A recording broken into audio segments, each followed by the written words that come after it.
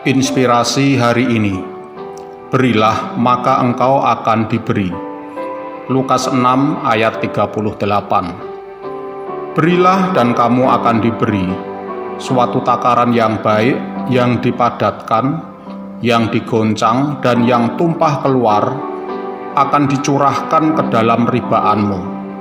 Sebab ukuran yang kamu pakai untuk mengukur akan diukurkan kepadamu. Saudara-saudara yang dikasihi Tuhan, Tuhan menerapkan hukum berlaku kepada kita ketika kita melakukan sesuatu kepada orang lain. Misalnya, apabila kita tidak menghakimi, maka kita tidak dihakimi.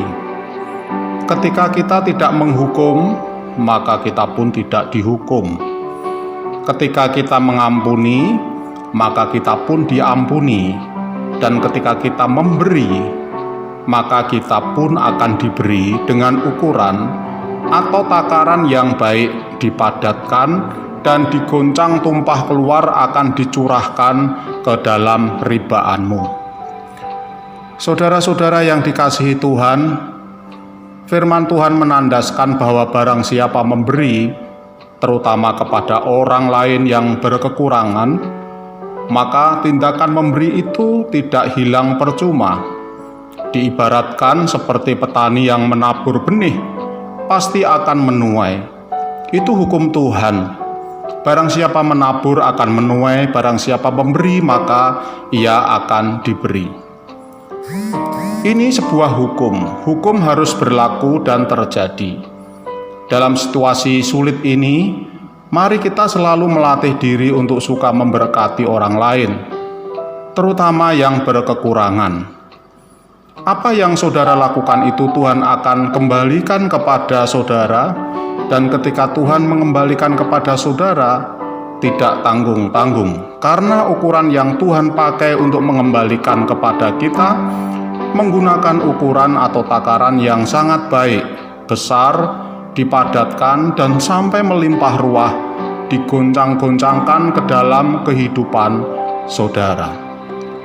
Nah, sekarang mengenai motivasi.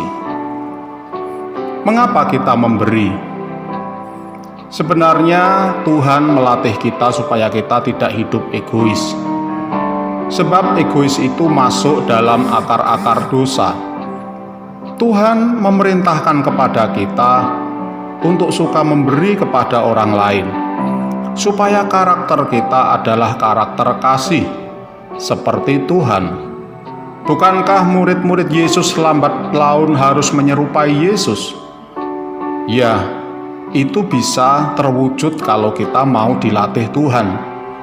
Jadi kalau kita memberi itu bukan sedekah atau amal untuk jalan masuk surga, tetapi karena menghidupkan kasih Tuhan dalam diri kita, supaya berkarakter Kristus.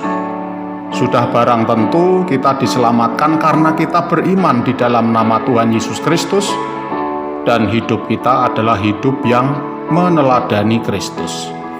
Keputusan hari ini, saudara yang dikasihi Tuhan, marilah dalam hidup ini kita selalu mempraktekkan hidup penuh kasih, suka memberi dan memberkati orang lain. Jangan mengkhawatirkan hidupmu, sebab sesuai firman-Nya bahwa Tuhan pasti akan memberkati kita sesuai dengan ukurannya yang baik. Amin. Tuhan memberkati.